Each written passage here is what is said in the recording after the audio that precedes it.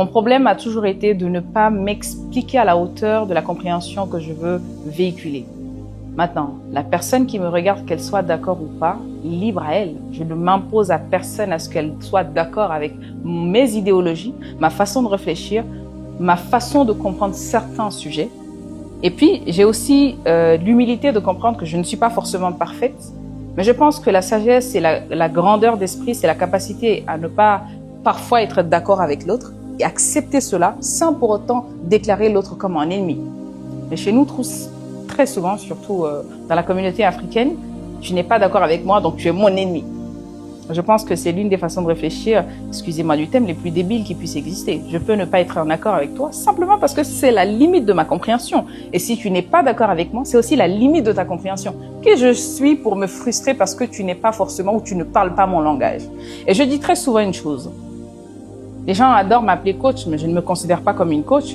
Mais si vous estimez que je suis une coach, comprenez également que mon rôle n'est pas toujours de vous dire ce qui va dans votre sens. Quelqu'un qui est censé t'éduquer, te parler, t'élever n'est pas forcément censé être tout le temps dans ton sens. Sinon, qu'est-ce que la personne a à t'apprendre? On t'apprend ce que tu sais pas déjà.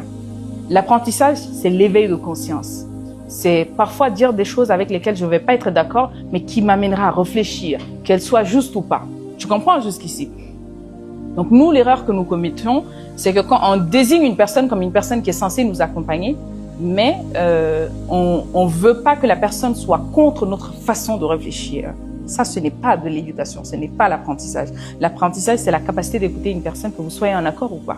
Vous comprenez?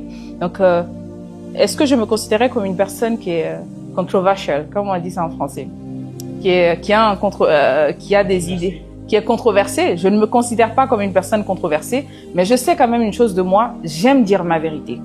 J'aime dire les choses qui me passent par la tête, qui viennent du cœur. Je ne fais pas semblant pour faire plaisir aux gens. Ça, c'est moi. C'est dommage, mais c'est voilà qui je suis. Je ne suis pas encore une fois parfaite, mais je dis toujours ce qui me semble être juste. Est-ce que ça veut dire que j'ai toujours raison? Non, je ne pense pas. Est-ce que ça veut dire que j'ai toujours tort? Non, je ne pense pas non plus. Mais je pense que je serai toujours figée derrière mes opinions et je dirai toujours ce qui me semble être juste. Et ça, que les gens, parfois, certaines personnes qui me suivent, qu'elles soient en accord, en harmonie avec cette façon de réfléchir ou pas, c'est pas grave. On peut être d'accord sur un sujet et puis pas être d'accord sur un autre sujet. C'est pas grave, ça me va. L'essentiel est que moi, je dise ce que j'ai envie de dire.